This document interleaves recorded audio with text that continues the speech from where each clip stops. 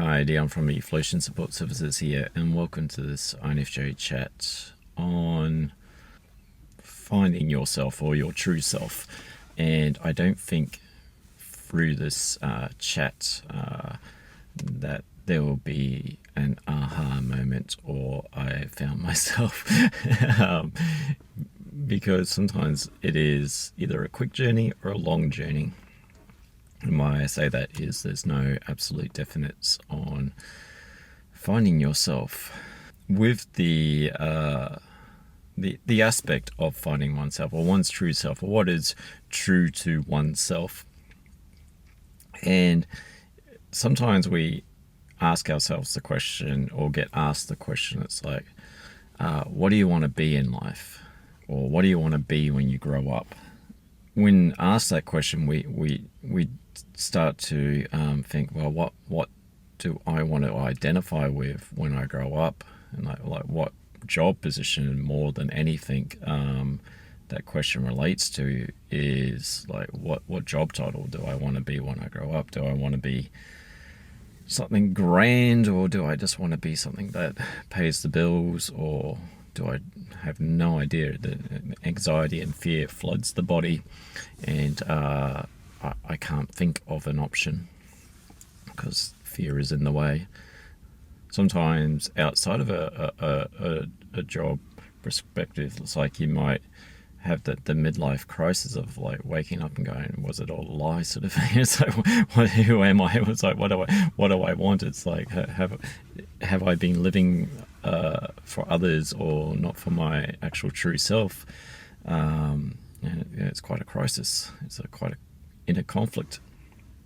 It's something similar, like with all these things, with all these outward looking, like thinking of who I am and what I want to be and who's my true self. It's kind of like shouting out into like a valley sort of thing, like who am I sort of thing. And it's like that is an outward projection of like who am I sort of thing. And it's like you might get an echo that just reverberates the question back to yourself, and that could be in the form of going to counselors, to guidance counselors, as far as like your like career, or like actual psychology or anything like who am I, what happened to me sort of thing. And all those sorts of outward questions are going to get met by an echo that reverberates it back from their own experience sort of thing. And sometimes like what I perceive as best for you might not be best for you. Similar, like this chat might be of some benefit or of no benefit at all, because once again it's an outward, or you've searched for something and you're getting input from an outward source. It's just an echo to the question that you've asked. And it's also going to come from the perception, the background, the experience of how that person emotionally developed. I might be a very money-minded person, and it's like, you need to be all these sorts of things. Or I might be like a status sort of a person. It's like, you need to go out there and be the grand whatever sort of thing. Or I might be just like, be whoever you want to be sort of thing. It's like, which might be a question that goes, well, that's what I'm trying to find out sort of thing. But that answer is also like, be whoever you want to be. It's like a choice. There's no control over that because I don't know what you want to be sort of thing, and me influencing that might just misdirect you from something that is not yourself. Because that's the thing, it's like with influence, I could be quite influential over someone, or someone could be quite influential over me, but so too is the realm of marketing sort of thing. It wants you to get you to do something sort of thing, to suit its own needs, or it might not know what its own needs are, and it's just being quite influential. It's quite romantic or alluring with its words. So therefore it's like you become enchanted by that and follow something that takes you away from your actual true calling. It's like listening to the sirens call on the rocks and drifting towards that, even though it's probably not what you want. And with all these outward extroversions of who am I sort of thing, Like I'm a weird person. Like I don't know. Like I'm not even sure how to properly say the word etymology. I think that's like where they look at the root word, root meanings of things and that. And I've talked about that in other chats and that. I'm a weird person. I like to dig beneath the surface of things. But I was actually looking at intuition and even introversion sort of thing, like the root meanings of that. And I'm probably going to butcher this, but I'm just basically going from memory. But if we look at being an introvert sort of thing, there's intro being, what is it, inward, to turn inwards. And then there's, no, sorry, that's with vert. There's intro and then to turn. It basically means to turn inwards. Once again, I'm not good at these things. But to introvert, to turn inwards is to look inwards. And then you actually have intuition, which has the same word, inwards, in, and then you have tuition, in, tuition. So tuition being a pupil, a learning sort of thing. If you take, so you're inwardly learning. So we have an inwardly looking and an inwardly learning. So with that introverted intuition, for example, you could say that it's a method of turning inwards, introverting, to turn inwards, to look within, and to look within and learn from the experiences that we have gathered inwards, like that funnel that I was talking about, all those experiences that we funnel inwards, sort of thing, we turn within ourselves to actually look at. And it doesn't take someone with intuition or an introvert to actually look inwards. Like I said, like you might be rocking up to a psychologist or a counselor or a friend or a family member sort of thing, and like starting to ask those questions of why or who or what. So sometimes, like, to find yourself, like, once again, you can go on a big journey, like trips around the world sort of thing, which I did talk about a bit. And it's also doing that is gathering in more experiences sort of thing. It's more of a gathering in function, which may lessen or amplify experiences or negative experiences that have happened to you and quiet them or change the perception of it sort of thing. It's like you might have as I was saying, a particular bad view of a race, for example, until you experience and realize that that was us all in the head and from experiences that you've gathered in from probably not good teachers. It can shift and change a perception, so there's no yes or no on that sort of thing. But it's also sometimes you don't have to travel great distances to know yourself or the world sort of thing, because sometimes inwardly reflecting becomes the outward reflection. And what I mean by that is to turn inwards, to look within, is looking at or reflecting upon those experiences, those memories that have happened to us. And if there's been a lot of negative experiences, then it's kind of like if there's been a big knot or a big ball of knots or twine, that's what I'm trying to say, and starting to pull that apart sort of thing. And it takes concentration, focus, time to actually do that inner work, to actually undo those inner binds that have been knotted within us. And I'm not talking actually like metaphorically speaking. I'm not saying there's a ball of twine within us, but those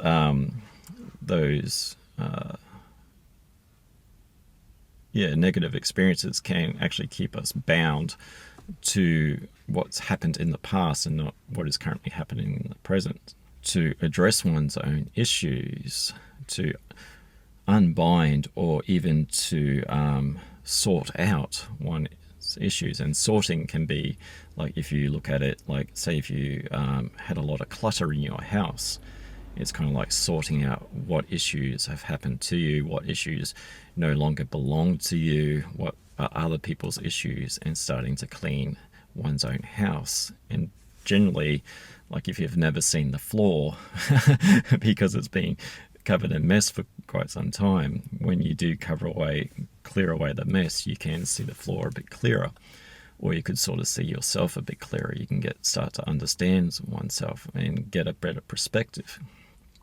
Or standing on top of a mountain, it's like you get a better perspective of your environment and the environment of which you developed within. But it also means that you did come of that environment, and acknowledging that, but also knowing that that's no longer a part of your experience.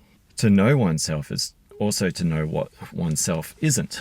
And generally, sometimes those negative environments are about what people perceive you should be. Once again, it's like the guidance counselor saying that I should, I don't know, trying to think of an example, be a crowd controller, for example, because I'm good with people.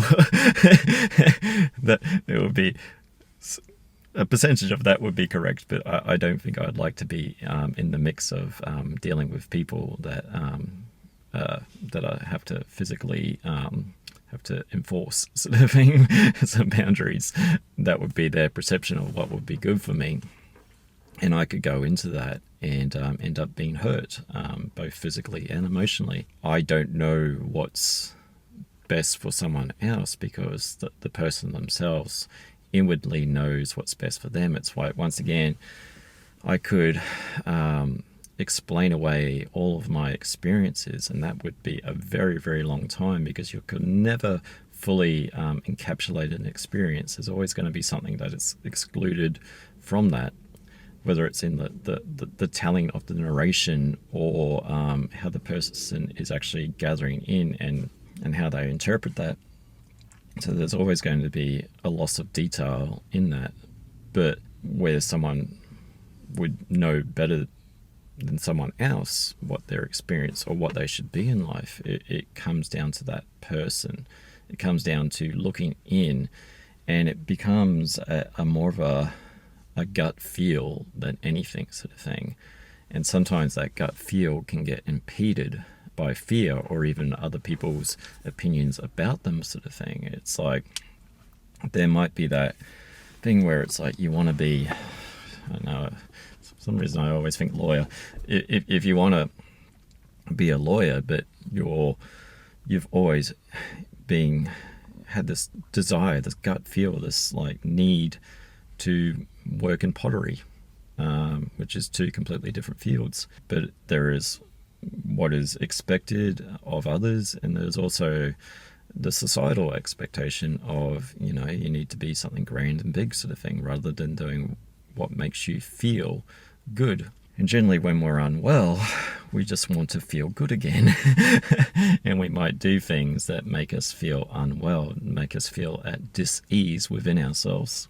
Then we might also beat up on ourselves, or we might persecute ourselves. I mean, even the word sin, I think, comes from the word to err, or to error. It just means I've made a mistake, basically. It just sounds a lot more sinful with the word sin, but the root of the word just means I've made a mistake. And with all pupils, with all lessons that we learn, sort of thing, it's learning from those mistakes of, hey, I might not be doing what's in my best interest. I've only got one life to live, and I would like to live it in wellness and goodness, and not within the expectation within myself. Because once again, like with any teacher that's teaching a pupil, it becomes their mindset, it becomes their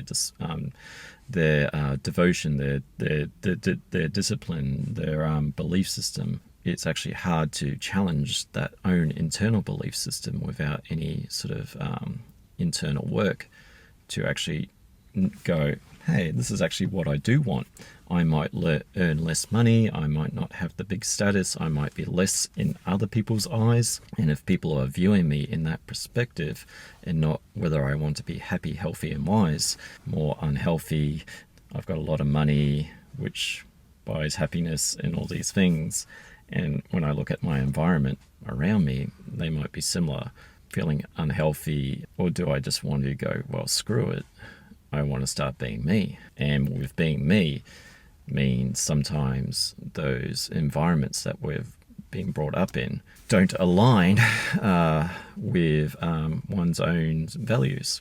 similar to like with that enlightenment one that I did, is that some of the experience of people that have gotten a better awareness of the oneself and have changed oneself do start to lose those environments that they've been in. But it's also knowing that they came from that darkness. There was no separation from that. It took the darkness for the light to happen. But then there's also the people that are still in the darkness, pointing to other people and saying that they're on a lower vibration sort of thing. There's the difference. So it's like, it's still name calling at the end of the day. When you actually start to look at one's own issues, when you start to cultivate and pull out the weeds of what is not you, and start to get a clearer garden bed, a more fertile garden bed where you can start to grow oneself unencumbered, unbound by who you should have been or what others perceive you should be, you may start to flourish. You may start to develop in what you want, and what you want is always going to be different to who you are or who you were. So it's knowing that there is an identity loss in that. There is a grief in that of who you were or who people thought you were, and you've changed now. We like that familiarity. There's going to be a part where that part of your identity starts to pass away, and a new identity starts to take its place. Even when you do look at ego sort of thing, ego is sort of like, everyone sort of says it as a negative, but an ego is just your collective experiences that you've had growing up sort of thing. It's how you identify as yourself, and there might be a few negative experiences in that you don't quite identify with, but you've had to live with. So it might be those parts of yourself that start to pass away, that start to die. Similar, like it's actually kind of a weird metaphor, because it's actually a realistic metaphor. But where I'm at now, it's called the I think it's the Whites Hill Sports Reserve or Whites Hill Reserve and that. But this actually used to be a dump, like not like quite literally, like this where this used to be like a city dump sort of thing where people would dump their trash. It went through that transformation process of I'm not sure how they do it, but like they basically turn a wasteland into, now it's a parkland or a sports reserve. Like I even played soccer here once way back in the day. Like it's all soccer fields, and there's bushland, and even like my high school's not far from here. We even did cross country through here sort of thing. The identity of it being a dump has been transformed into where everyone is enjoying and being healthy on the sports ground, and enjoying the nature. It's new nature now. It's transformed itself through doing some work on itself, and now everyone can enjoy in its aspects of being a healthy, wealthy and wise park. And it's like getting rid of, once again, that internal junk of what is not my experiences, what have been those experiences that have happened to me but are not a part of me, and starting to get back to me, to my authentic self, to who I truly am, deep within all of what other people think I should be, or even what I think I should be, and just getting back to what feels natural to myself. And that feeling is very hard for me to say what it should be for you, and that because you know, or you're getting to know yourself more. You're attuning into that feeling of what makes you feel good, and that feeling good, as long as it keeps you healthy, wealthy, and wise long term, then it's finding that and sticking to that. And that, as long as no one else is getting hurt and you're not getting hurt, it comes down to yourself at the end of the day. Anyway, I'll catch you in the next one.